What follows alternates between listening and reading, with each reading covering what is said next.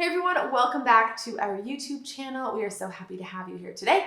I'm Rachel. And I'm Jessica, and we are the Occupational Therapy Assistants with Harkla. And today we are talking about multisensory processing, and we're going to give you our 5 favorite activities for multisensory processing. Before we do that, before we go into all of the fun things, we need to talk about what exactly multisensory processing is and why it's important. Multisensory processing is basically incorporating more than one sense during the same activity. So an activity that incorporates the visual and vestibular sense is a multisensory activity. Believe it or not, we are constantly doing multisensory activities in adulthood. Things like driving, things like cooking, playing a musical instrument if that's what you do. You are constantly having to process and incorporate and integrate multiple senses at once in order to complete just daily life tasks. So put on your sensory goggles and see how often you are completing a multisensory activity and how often your child is completing a multisensory activity. Chances are, if your child is in school, they're completing multisensory activities all day long because they're incorporating their visual and auditory system at the same time, plus probably their vestibular and proprioceptive senses. It's all working together while they're at school. Also, we want you to think about, when is it challenging for you to be processing multiple senses at once? I know for me and my sensory system, I have a really hard time focusing on a conversation with someone when there is a lot of background noise, or if the TV is turned up too loud and the blender is going and I'm trying to watch a TV show or write or do something, right? So being able to filter out unnecessary sensory input at the same time you are taking in other sensory input can be really challenging. And so that's a great example of why we would want to do like a structured multisensory activity, is to help those kiddos or adults even who struggle with filtering out unnecessary sensory information to do a certain task, or those kiddos who struggle to do multisensory activities on a daily basis. So one thing that is important to recognize is, oftentimes we're aware of multisensory approaches to learning. So in the classroom, we're recognizing the visual learners versus the auditory learners versus the kinesthetic learners.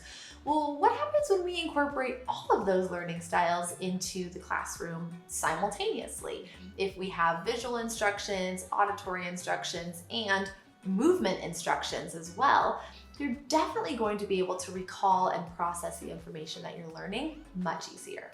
Here are our 5 favorite activities to address multisensory processing, and you can modify all of these activities up or down based on your child's age, based on their need, and as they get, better at them, improve them, you can make them more challenging. So number 1 is an activity with a metronome. If you've listened to our podcast, if you've watched any of our other YouTube videos, you know we love the metronome because it's providing auditory input, and then we're going to incorporate a motor component as well. So maybe clapping to the metronome or doing a different clapping movement pattern to the metronome, maybe doing an exercise. And then if we can also incorporate the visual system and use a visual chart as well, then we're really getting a lot of multisensory in there. Another great thing you can do with the metronome is practice math problems or spelling words, whether you're at home or in therapy or even in the classroom doing a lesson on math or spelling. It's a great way to just facilitate that learning. If you want to learn more about using this metronome, different activities to do, we do have a little mini course that shares 30 different activities that you can do with a metronome, and it's super hands-on, super demonstration heavy. It's a lot of fun. So if you need some more resources like that, then you can click the description below and we will have a link there. But number 2 is using sensory bins to target the multisensory learning. So add some essential oils to a rice bin and maybe put some letters or number puzzle pieces inside the sensory bin for the child to search and find. If you want to make it a little bit more challenging, maybe occlude their vision or put a blindfold on so they are looking for the letters or number puzzle pieces just using their sense of touch, and they are discriminating between the rice, but they're also having the smell of the essential oil that you put in there. So you can tell there's a lot going on here, and you can make it super challenging or super basic depending on the child's needs. Number 3 is going to be completing or using a therapeutic listening program. Now, there are several different ones out there, and they each are great in their own way. We are most familiar with the listening program from Advanced Brain Technologies, and the way we describe it is that it's a workout for your brain. And this is a great strategy or tool to use for your child, especially if they struggle to process auditory input or if they're auditory sensitive, then the listening program can be a great option. We will link a couple others in the description, as well as some podcast episodes we've done with the founder of the listening program, Alex Doman, who is awesome. It's a great resource. We'll link that as well. Number 4 is to learn a musical instrument. Now, this doesn't mean you have to go full force into lessons and this and that and reading music, because it's challenging to say the least. But it's also a really good way to work on that multisensory processing, being able to follow the visual, move your hands, listen for the proper tune, make sure you're playing the right notes. But even just starting with something like a xylophone can be really helpful. Those simple notes, you are following the visual instructions or the music notes. You're listening for the right sounds, and it's really fun and motivating for kids too, of all ages.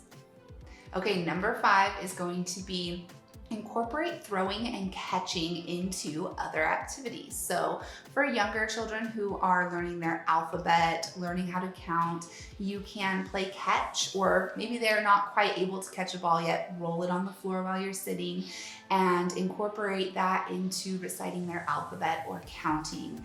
Maybe you've got an elementary school age child who's working on some spelling words.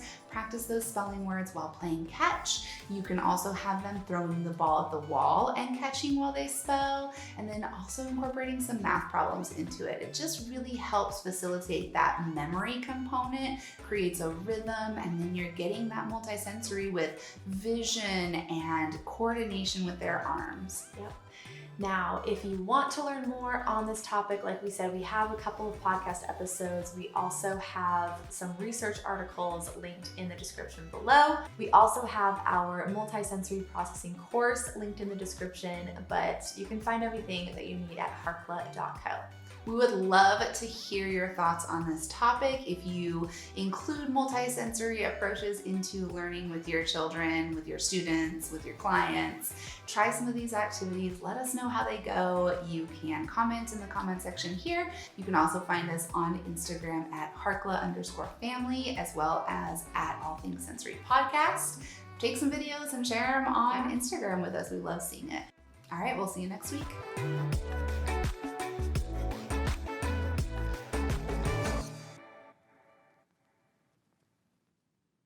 Today we are talking about, what are we talking about? Wait, my hair. I was doing my hair. I had to burp.